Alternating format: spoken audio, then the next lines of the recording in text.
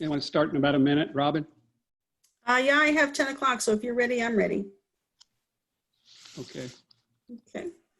I do show 10 o'clock, so we'll start. Welcome everyone to the Whiteboard to Boardroom April webinar. I'd like to introduce Jim Baxendale, who is going to introduce our presenters for you today. Jim? Good morning, everyone. Yes, Jim Baxendale. I direct the UMKC Innovation Center Whiteboard to Boardroom program. And for those of you who might be joining us for the first time, our objectives are really around attracting entrepreneurs to license some of these technologies and start new companies. Also, we like to see to attract corporations to license these technologies and new product opportunities, or if we're able to solicit input on the commercial viability of the technologies presented. So those are kind of the focus around our objectives. We do try to schedule these every 4 to 6 weeks. For the most part, it's usually 2 technology opportunities, presentations running somewhere approximately 10 minutes each or so.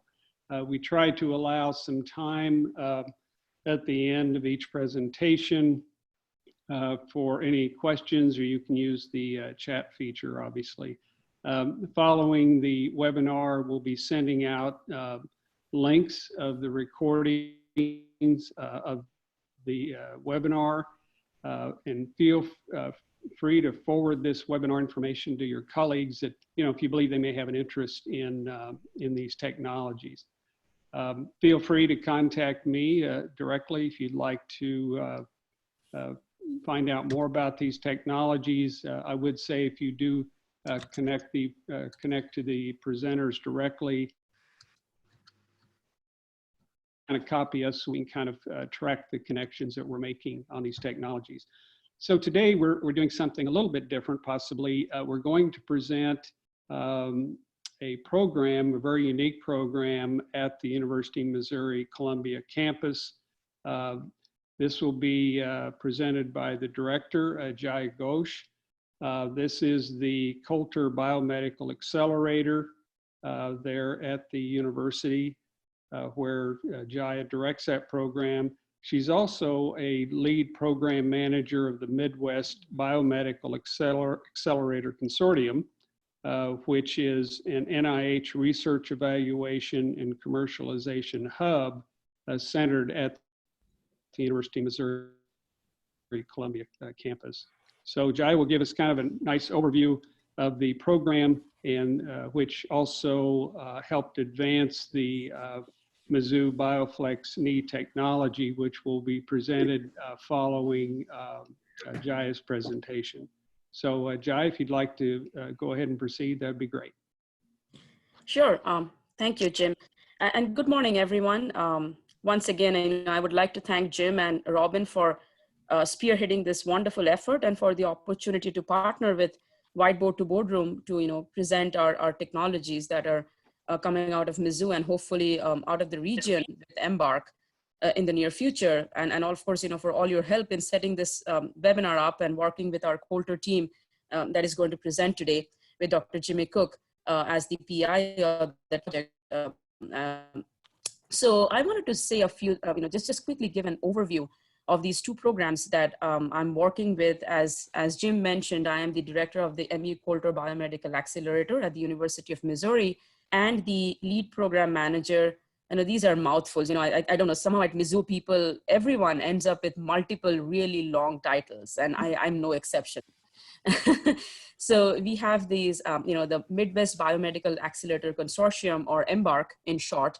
So the Coulter program started at Mizzou in 2012, and it was one of the 16 programs that was funded by the Coulter Foundation. I don't know if any of you have heard about the foundation, but they basically gave us access to a structured program that they developed around commercializing biomedical innovation. So the idea was taking something that was in the lab on the bench and translating it to the bedside, because when it comes to academia, there's this valley of death where you have research, really cool research happening in your lab, And then there's the clinic, and there is really no way, no program, no structure. There's some, of course, tech transfer exists, but in terms of funding, in terms of mentorship and providing education and all that. So just basically that culture change of making academic innovators think like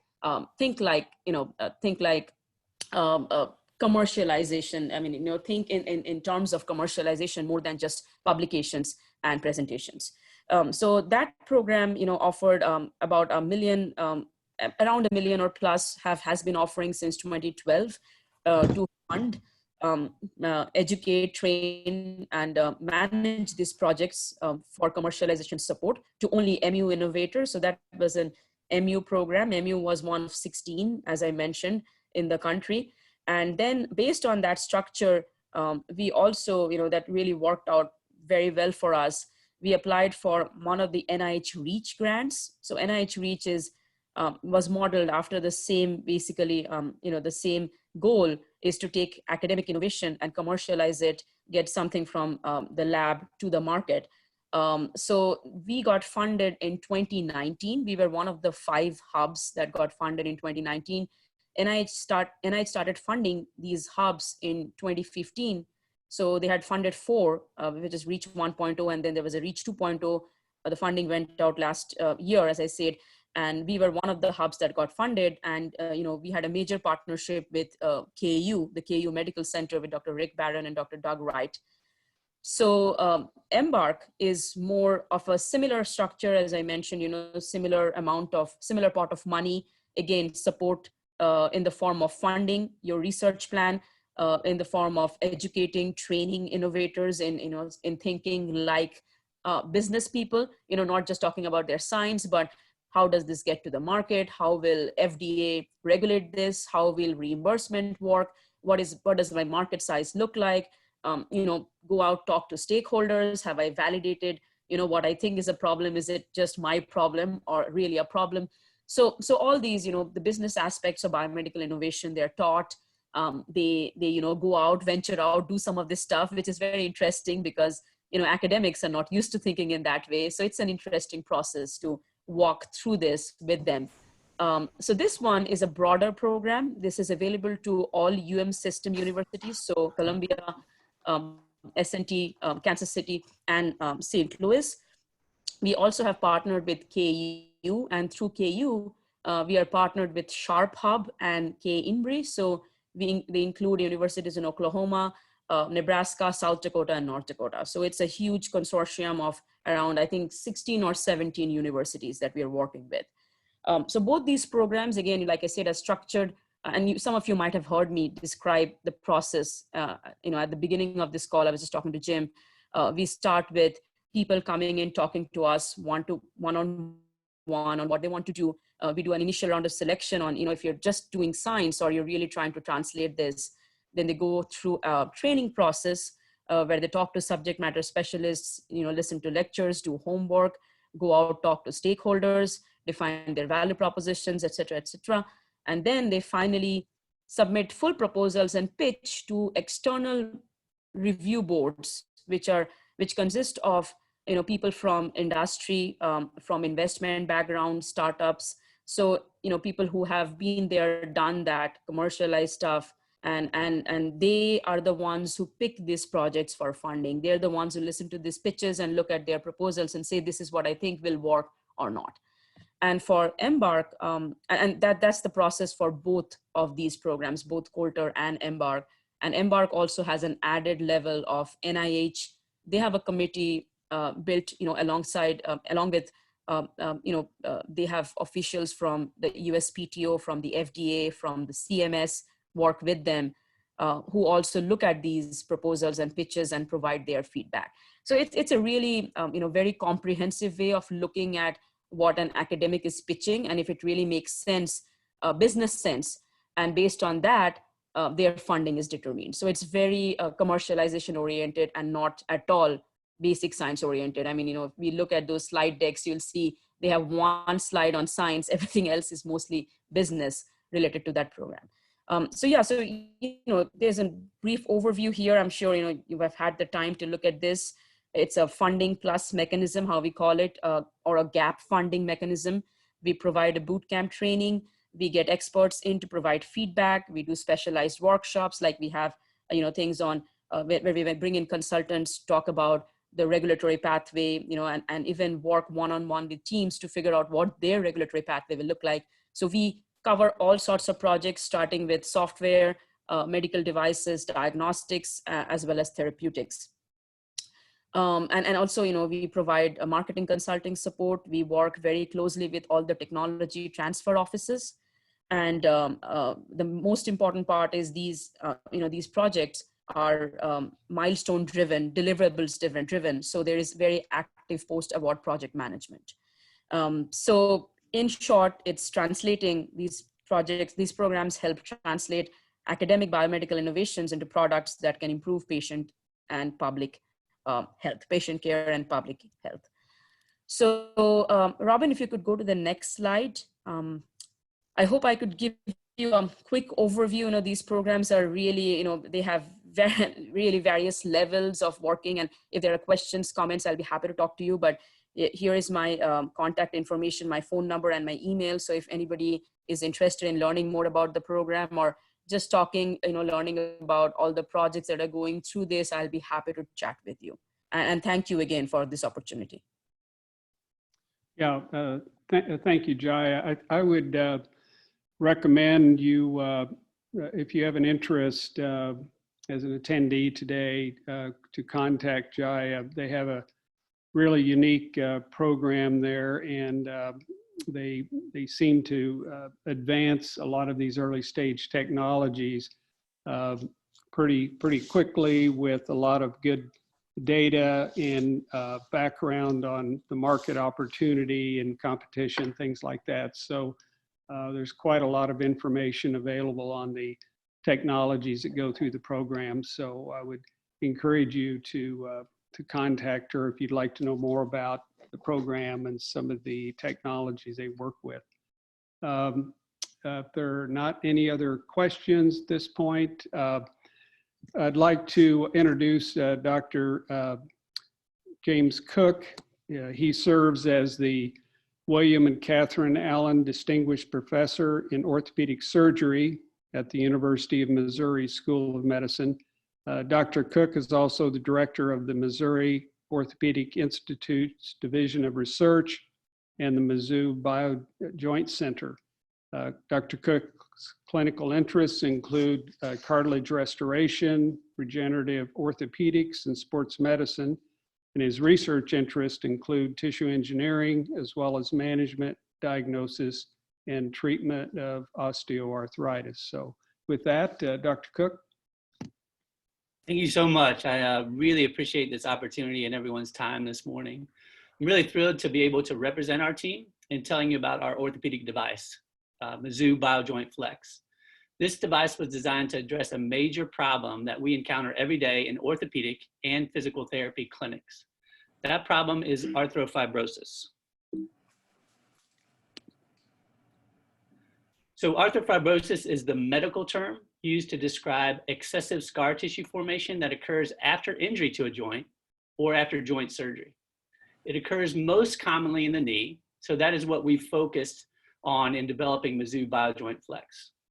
Unfortunately, arthrofibrosis of the knee occurs very frequently, and when it does, it inevitably leads to loss of knee motion or flexibility, pain, and disability, and it really significantly affects quality of life.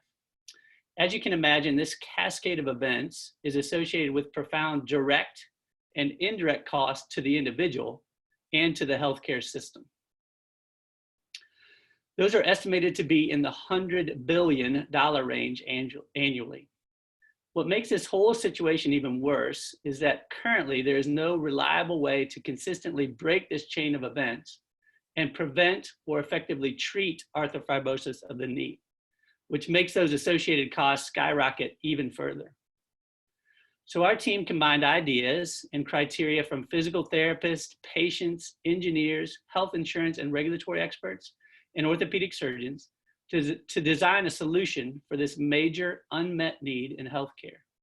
Our solution, Mizzou Biojoint Flex, is an affordable easy to use knee range of motion device that patients can use to provide a gentle, controlled stretch to break the detrimental chain of events and prevent or treat knee arthrofibrosis. The Mizzou Biojoint Flex is very simple and intuitive to use. The patient lies on a flat surface, as you can see here, and places their leg comfortably in the padded lower limb holder and secures the Velcro straps. With the handheld controller, you can see in the patient's hand here, the patient controls the device's air-driven piston to slowly allow their knee to flex with secure support. The flexion angle is measured with each repetition, and the patient can incrementally increase knee flexion according to their physician's and physical therapist's instructions. The precision control mechanism and limits of the device help ensure its safety. Biojoint Flex comes in multiple sizes to fit the whole spectrum of patients that it's intended for, and comes in a patient version for at-home use and a pro version for use in hospitals, surgery centers, and physical therapy clinics. As mentioned, arthrofibrosis of the knee is a really common problem, and the at-risk population is enormous. So even if we just take a very conservative approach to defining the market and just look at patients undergoing knee surgery, that is well over 1 million in the US alone each year. And more than 75,000 of those patients each and every year get an official diagnosis of knee arthrofibrosis after surgery. Now, this does not include patients with non-surgical knee injuries, nor does it include patients with loss of knee range of motion that are not diagnosed as having arthrofibrosis. Based on these conservative numbers and using the applicable Medicare reimbursement rate and anticipated market price of the device, if we capture just 10% of the definitive market, the product should bring in over $1 million in revenue a year as it enters the market. So what does the competition look like? It ranges from very complex and expensive knee braces to continuous passive motion machines to physical therapy, all the way to surgery. The closest and strongest competition is the continuous passive motion, or CPM machine, is probably how you've heard it listed. However, CPM is not as cost effective, does not provide a prolonged stretch, and most importantly, CPM has not been proven to be a reliable way to prevent or treat knee arthrofibrosis. And it's really not designed to do that. So CPM is designed for short-term use to aid in initial joint motion immediately after surgery, and is typically only covered by insurance for that time period. So it can cost patients upward of $100 per week in out-of-pocket expenses if it's continued on to try and treat knee arthrofibrosis. In contrast, Mizzou Biojoint Flex is specifically designed to prevent and treat knee arthrofibrosis. And really it checks all the boxes for an ideal device for those purposes. Importantly, there's only a one-time fee for patients, for the patient version, which will be routinely reimbursed even by Medicare. To us at this point, its only major deficiency is that it's new. So we don't have a long history of clinical success yet. In terms of IP, Mizzou Biojoint Flex is in really good position. We have a US non-provisional patent pending, and the landscape for patent approval looks very favorable. In terms of stage of development, multiple sizes of the Mizzou Biojoint Flex patient version have been developed, optimized, and tested in an IRB-approved prospective, randomized, blinded clinical trial funded by the University of Missouri Coulter Biomedical Accelerator program. This clinical trial focused on the highly at-risk population of patients undergoing total knee replacement surgery. Patients who consented and enrolled were randomized to use either Biojoint Flex or have the standard postoperative management, including continuous passive motion and physical therapy.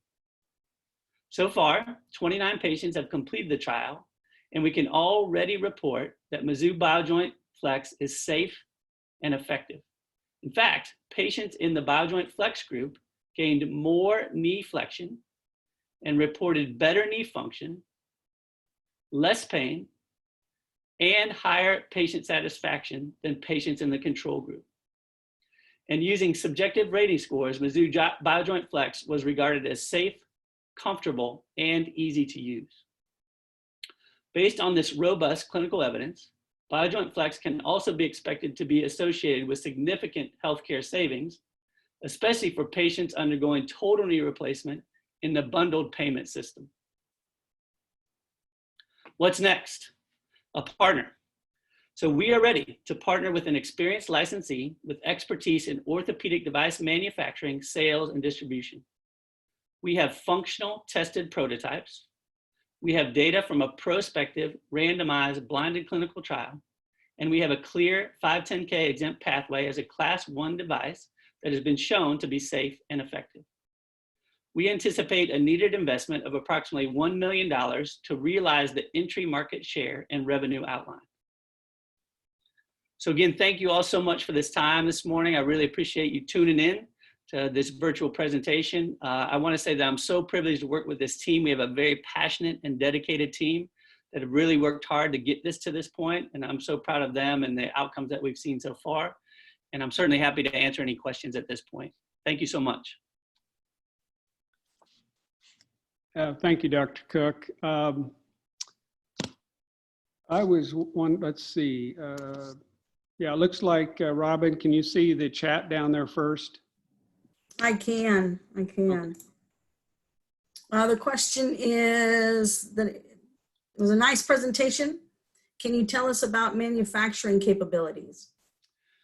Yes, first of all, thank you so much. Our intent is to, because we feel this would be a major orthopedic partner, our intent would be to turn that over to the company, because we believe that they would want to put their brand and their stamp on it. As in its current form, it is very simple to manufacture. The patient version costs us less than $50, even on small scale, so without ramp up, less than $50 to manufacture in its usable form, IRB approved form. And we believe the pro version would be in the neighborhood of $100 to completely manufacture, even at small scale. Can you talk a little bit more, Dr. Cook, in terms of the intellectual property? It looks like the filing has been out for a while. Does it look like you'll have a reasonably strong patent in terms of the strength of the claims that may be remaining after examination?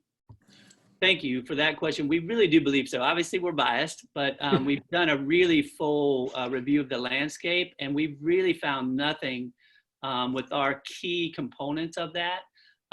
Sam Bish manages all that for us. His contact info is on the handout that we included as well too. And either one of us would be really happy to go into details of that. He would be the intellectual property side, and I would be more of the application side. But yes, even with our biased perspective, we really do feel that we will have a great opportunity to get this patented near term. Yeah, in terms of the regulatory path, you say the 510(k) applications. So at this point, is there no further testing that'll be required for that application, or kind of where is that standing? Yeah, just to clarify again, thanks. I mean, because that's a great thing to clarify. So appreciate you kind of leading that direction. Actually, just to clarify a little bit, we think it'll be 510(k) exempt. Based on the Class 1 device that has been shown to be safe and effective. So yeah, we still have patients enrolled in the clinical trial. So we're gonna continue that to the end of the calendar year. And we actually are still able to do some of those even with the COVID restrictions. So we've had that ongoing and collecting the data. So we believe at the end of that, we'll have at least 40 patients total, 20 in each group. And that will be definitely sufficient for the 510(k) exempt pathway as a Class 1 device. Okay. Robin, looks like you have another chat there. I do. The next question is, will insurance companies recognize this as credible therapy? We really believe so. Again, thanks for that question as well too. So when we really developed it, we checked with them along the way and included insurance and regulatory experts on that. And that's where the code for the 149 reimbursement has come from. And we really don't believe there'll be any problem with that whatsoever, especially again with the prospective randomized blinded clinical trial against the standard of care. So we're really confident about both the IP and the reimbursement. Yeah, and Dr. Cook, in terms of the use of this technology, do you see this in the physical therapy in the clinics and hospitals? Is that kind of the main source of that? I really do, and honestly, that's kind of where it came from. So it was nice because both orthopedic surgeons and physical therapists came and said, this is what we need. And it was actually independent when we evaluated that. So we talked to orthopedic surgeons and physical therapists separately. And what was cool is they both wanted the same thing. This was kind of the gap in the care spectrum. And so, yeah, the pro version we think will be repeated use. And again, happy to tease through this now or at a later point. But the cool thing about the pro version is that would be in clinic. For that repeated use, especially in the physical therapy clinics. And what's cool about that is there will be updates. So, you know, I'm sure most of you know that a lot of the situations with these devices is then feedback. And so those will come into a database so you can see how people are doing. And then some of the software would be ongoing revenue for the company that licenses this to the physical therapy clinics, plus then the sale of the actual machines. To the patient, it's a patient-specific one-time use that's reimbursed. And so that's kind of the model, at least from our standpoint, obviously working with a company that would license it, that would be the model that we're thinking about. Yeah, okay. Are there any other questions from anyone in the audience there? Okay, if not, again, thanks Jaya and Dr. Cook for participating. We really appreciate that. And if, as I say, if any of you wish to contact us at Whiteboard to Boardroom, or again to the presenters, and just keep us in the loop, that would be great. And Jim, yes. we do have one more question that has popped okay. up. Okay, sure, go ahead. If I may interrupt, thank Sure. you. Is there an opportunity for more routine knee therapy use, post ACL, et cetera? Absolutely, great question, thank you. And we really do see that expanding to that. It's probably, from our standpoint, the easiest entry market is the total knee population. And of course, the numbers there are enormous. So we do think that's a good, but then I think both naturally and with really targeted marketing, definitely ACL would be next. I mean, again, the numbers there are close to that, and it really is a big problem. So you've hit the nail on the head. Total knee replacement and ACL reconstruction are the two most common issues that lead to arthrofibrosis. So absolutely, yes. Thank you. We've got one more, if we have Yep. time for one more question. Yep. Sure. What do you anticipate the timing for commercialization? It's kind of two-part. And then when will this be ready to go to market?